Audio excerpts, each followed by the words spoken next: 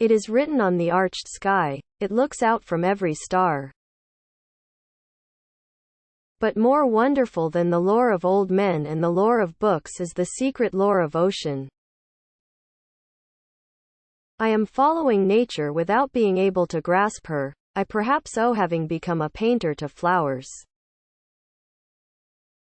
We are embedded in a biological world and related to the organisms around us. How beautiful the leaves grow old. The little windflower, whose just opened eye is blue as the spring heaven it gazes at. Maybe nature is fundamentally ugly, chaotic and complicated. In some mysterious way woods have never seemed to me to be static things.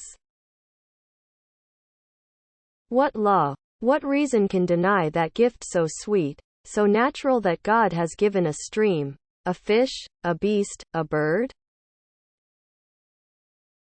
When nature has work to be done, she creates a genius to do it.